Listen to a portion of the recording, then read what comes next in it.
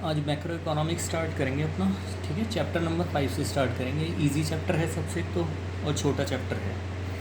ठीक, chapter number 5 money. तो इसमें हमारे पास ये नोट्स हैं। ठीक है, देखो सबसे पहले ना मनी वाला चैप्टर क्यों डालना पड़ा उसका रीज़न समझते हैं। इसमें एक ना चीज़ आएगी, सबसे पहले किसी और टॉपिक से स्टार्ट करेंगे, पहले मनी से नहीं, फिर मनी हमें ऑटोमेटिकली समझ आ जाएगा। ठीक है, पहला टॉपिक इसमें हम ये लेके चलेंगे, बार्टर एक्सचेंज। ठीक है, एक टॉपिक हम ये वाला करेंगे पहले, बार्टर एक्सचेंज का। बार्टर सिस्टम में तुम्हें बता के चलता हूँ कि क्या सिस्टम होता था। जैसे आज की डेट में जो टुडेज़ वर्ड है, जो आज का टाइम है, हम लोग क्या करते हैं, जैसे मान लो कि मेरे हाथ में ये पेन है। ठीक, तो इस पेन को मैं ख़रीदता हूँ बाज़ार से, जैसे मान लो 10 रुपये या 20 रुपये में ख़रीदता हूँ। ठीक है, तो इस पेन की अपने आप में एक वैल्यू है। ठीक, और मेरे पास ये 10 रुपये का नोट भी होता है, जिसके बेसिस पे मैं उसको दुकानदार को 10 रुपये पकड़ाता हूँ और वो मुझे एक पेन दे देता है। ठीक, पहले ऐसा सिस्टम नहीं था, यानी कि पहले पैसे नहीं होते थे। तो उस केस में क्या होता था कि एक जो गुड होता था, एक प्रोडक्ट होता था, ठीक है, उसको हम दूसरे गुड से एक्सचेंज कर लेते थे।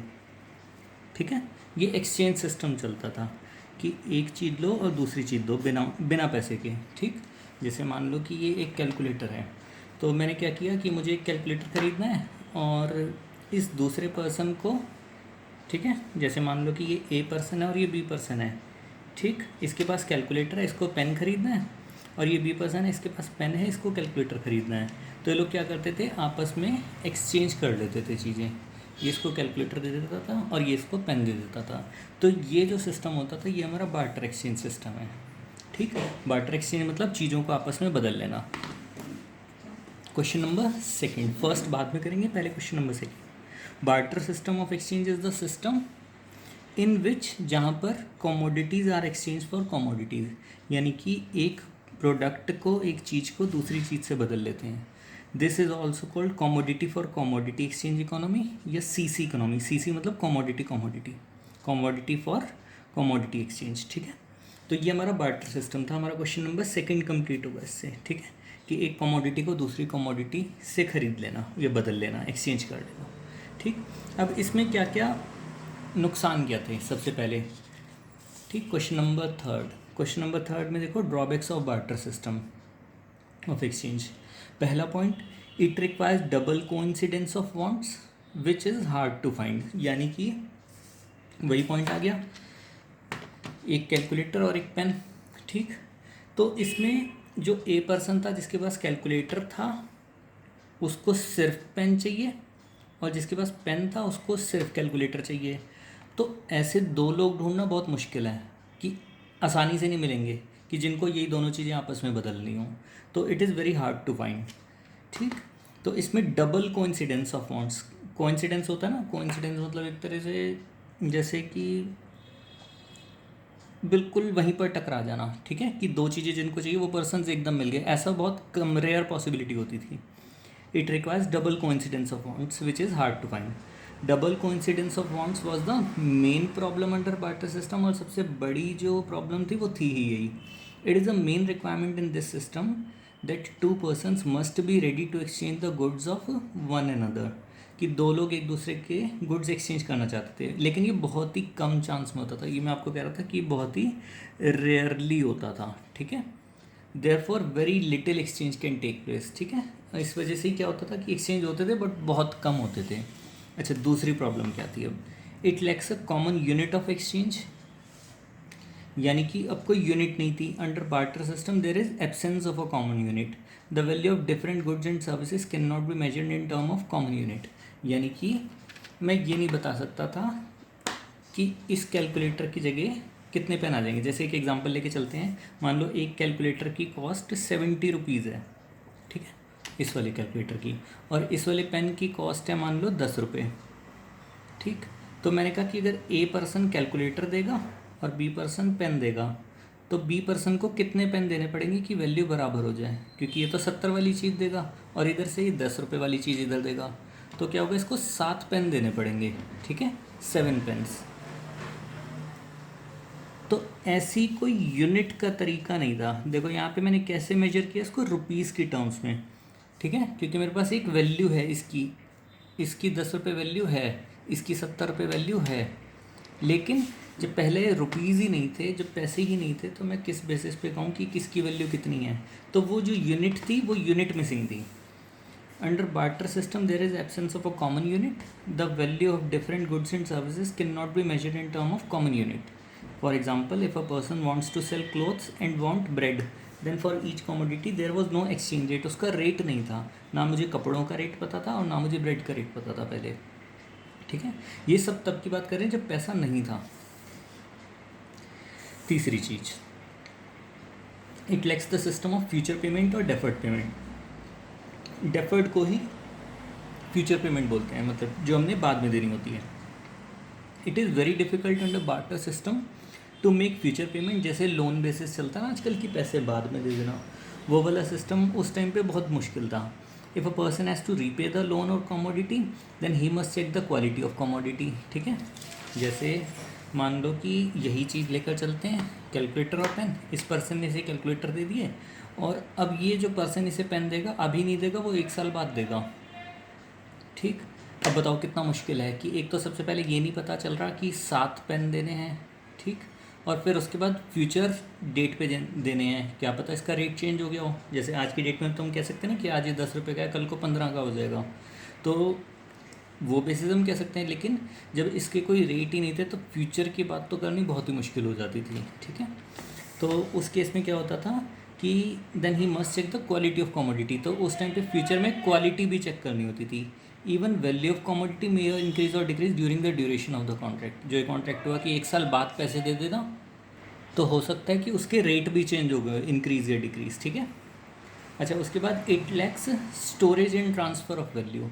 अब क्या होता था, बार्टर सिस्टम में saving is only possible by storing goods. अब पैसे थे नहीं तो क्या करना पड़ेगा, एक आदमी जिसके पास पेन ही पेन है वो पेन इकट्ठे करता चला जाएगा, ठीक है, तो स्टोरेज उसे करनी पड़ेगी। जिसके पास कैलकुलेटर है वो कैलकुलेटर इकट्ठे करता चलेगा।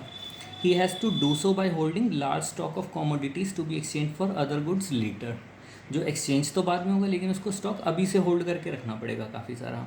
सच स्टोरिंग, इस स्टोरिंग में इन्वॉल्व करती थी, बहुत सारी प्रॉब्लम्स थी इसमें। मेनली थी कि कॉस्टली स्टोरेज, क्योंकि जो स्टोर करके रखना पड़ता ना गुड्स, उसका कहीं पे जैसे गोदाम लेना पड़ेगा, गोडाउन लेना पड़ेगा, तो उसके लिए रखना उसको कॉस्टली पड़ेगा काफ़ी, ठीक। या फिर वैल्यू जो चेंज होती है कमोडिटी की वो। तो इसमें 4 जो मेन कमियाँ थी कि एक तो double coincidence of funds, common unit, future payment और storage and transfer of value, ठीक है।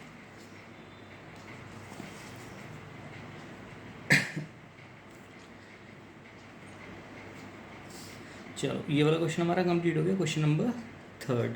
अब आते हैं क्वेश्चन नंबर 1। देखो, money is anything which is commonly accepted, ठीक है, जो हम कॉमनली एक्सेप्ट कर लेते हैं as a medium of exchange, की एक्सचेंज के लिए। कि मान लो कि मुझे कैलकुलेटर खरीदना है, तो कैलकुलेटर खरीदना 70 रुपये दो और कैलकुलेटर लो। ये पेन खरीदना है 10 रुपये दो और पेन लो, ठीक है। तो उस केस में क्या होता है कि जो मैं कॉमनली एक्सेप्ट कर लेता हूँ एक चीज़ को, मीडियम ऑफ एक्सचेंज, उस चीज़ को हम मनी बोलते हैं, ठीक। इट हैज़ बीन इन्वेंटेड, ये इसीलिए लाई गई थी कि to overcome the difficulties of barter system. जो ये जो कमियां थी, 4 कमियां मैंने आपको बताई, इसको दूर करने के लिए ही बार्टर सिस्टम लाया। बार्टर सिस्टम को हटाने के लिए मतलब मनी को इन्वेंट किया गया था। इसके 4 बेसिक फंक्शन हैं। तब देखो 4 बेसिक फंक्शन कैसे आएंगे। It serves as a medium of exchange, जो एक्सचेंज की कमी यहाँ पर थी वो दूर हो गई, ठीक है। It serve as a unit of value, जो कमी यहाँ पर थी वो दूर हो गई, ठीक है। अब पैसे भी लगा सकते हैं, ठीक। It serves as a store of value, अब यानी कि स्टोरिंग करने की भी इतनी नीड नहीं, वो नीड ख़त्म हो गई, ठीक है। और it serves as a means for future payment, अब बाद में भी पैसे दे सकते हैं। जैसे तय कर लिया कि मुझे इसके 70 रुपये देने हैं, मान लो 1 साल बाद, तो मैं 1 साल बाद जाके सीधा 70 रुपये दे दूँगा। मुझे क्वालिटी वगैरह पैसों की चेक करने की ज़रूरत नहीं कि जैसे 50 रुपये का नोट है तो 50 रुपये का ही रहेगा 1 साल बाद, तो मुझे चेक करने की नीड नहीं है, ठीक है। तो उसमें कोई वैल्यूज़ में चेंज नहीं हो सकता, ना मुझे क्वालिटी किसी चीज़ की चेक करने की ज़रूरत है, ठीक। ये हमारे पास क्वेश्चन नंबर फर्स्ट भी इसका कंप्लीट हो गया हमारा। सिर्फ चीज़ों को समझना नहीं है, साथ साथ ना याद भी कर लेना। जैसे वीडियो खत्म हुई तो उसके बाद टॉपिक अपना लर्न कर लिया पूरा, ठीक। उसके बाद फिर आता है मनी की टाइप्स या फॉर्म्स क्लासिफिकेशन कैसे होती थी, ठीक है, जो बुक के अकॉर्डिंग होती है वो कैसे होती है। इसमें 4 तरह के मनी आएंगे। सबसे पहला है फिएट मनी, FIAT, ठीक है।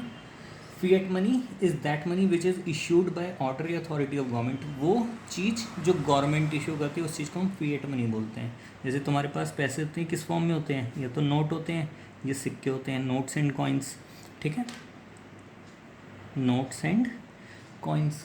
तो उस फॉर्म के जो मनी होता है उसको हम फिएट मनी बोलते हैं। फिड्यूशरी मनी, ठीक है, ये कौन सा होता है। Fiduciary money is that money which is accepted as a medium of exchange because of the trust between the payer and the pay. यानी कि दो लोग जो एक्सचेंज करना चाहते हैं, ठीक है, उसके बेसिस पे, अपने ट्रस्ट के बेसिस पे वो इस चीज़ को एक्सचेंज कर लेते हैं। तो नोट्स और कॉइन्स के अलावा ऐसी कौन सी चीज़ है जो एक्सेप्ट हो जाती है, चेक्स। देखा तुमने कि एक आदमी दूसरे आदमी को चेक दे देता है, ठीक है। अब चेक में फ्रॉड के चांसेस भी रहते हैं, लेकिन क्या है कि ट्रस्ट के बेसिस पे जो वो एक्सेप्ट कर लेते हैं कि अगर चेक पे 1 लाख रुपए भी लिखा हुआ है तो इट मीन्स कि उसने मुझे पैसे दे दिए 1 लाख रुपए, ठीक है। उस चीज़ को हम फिड्यूशरी मनी बोलते हैं इकोनॉमिक्स की टर्म्स में, ठीक है। 2 टाइप के मनी हमने पढ़ लिए, एक फिएट मनी और एक फिड्यूशरी मनी, ठीक। फिएट मनी टाइप की बात करते हैं थोड़ी सी और। तीसरा फुल बॉडीड मनी, ठीक। It refers to the money in terms of coins whose commodity value is equal to money value. Example, एक कॉइन है, मान लो मेरे पास सिल्वर का, कॉइन के ऊपर लिखा हुआ है 10 रुपये, और जो सिल्वर उसमें डला हुआ है वो भी कितने रुपए का है, 10 रुपये का, ठीक। तो इससे मैं क्या कह सकता हूँ कि जो मेरी मनी वैल्यू है, ठीक है, मनी वैल्यू मतलब फेस वैल्यू, मनी वैल्यू का दूसरा नाम होता है, छोटे क्वेश्चन आ सकते हैं इस टाइप के, ठीक। मनी वैल्यू या फेस वैल्यू वो कमोडिटी वैल्यू के बराबर है इंट्रिंसिक वैल्यू के, ठीक है। कमोडिटी वैल्यू को हम इंट्रिंसिक वैल्यू बोलते हैं। इंट्रिंसिक मतलब जो उसके अंदर होती है वैल्यू छुपी हुई, ठीक। तो अगर 10 रुपये का कॉइन 10 रुपये के सिल्वर के बराबर बैठ रहा है बिल्कुल, तो उसको हम फुल बॉडीड मनी बोलते हैं। ये चीज़ें हो नहीं सकती प्रैक्टिकली, कहीं तुम सिक्के पे घिला कर देखो, वो सिस्टम नहीं करना, ठीक है। नॉर्मली समझनी है बस चीज़ें, प्रैक्टिकली कुछ नहीं करके देखना, ठीक। याद करना है बस और पेपर में लिख के आना है, ज़्यादा डिटेल में नहीं जाना इतना। It refers to money of which value is higher than commodity value, ठीक। ये इट रेफर्स टू मनी, ठीक है, यहाँ पे मनी वैल्यू जो है वो कमोडिटी वैल्यू से ज़्यादा होगी। जैसे एक एग्जांपल कह सकते हैं कि amount of metal that in Indian rupee contains is much lower than the money value. यानी कि क्या होता है कि जो, जैसे मान लो कि आपके पास अगर 10 रुपये का कॉइन होता है ना, तो उसके अंदर जो मटेरियल लगा होता है तो वो 10 रुपये से कम का होता है, ठीक। तो उसकी मनी वैल्यू, उसके ऊपर लिखी हुई वैल्यू और फेस वैल्यू ज़्यादा होती है, जबकि इसकी कमोडिटी वैल्यू कम होती है। वही चीज़ मैं कह रहा हूँ कि इसको हमें प्रैक्टिकली नहीं करके देखना कि उसको देखना है कि इसमें 10 रुपये का सामान है कि नहीं है, प्रैक्टिकली नहीं, बस इन चीज़ों को लर्न करना हमने, ठीक है। इनकी टर्म्स जो है वो फिक्स कर रखी हैं ऑथर ने। इसको हम फुल बॉडीड मनी बोलते हैं, इसको हम क्रेडिट मनी बोलते हैं बस, ठीक।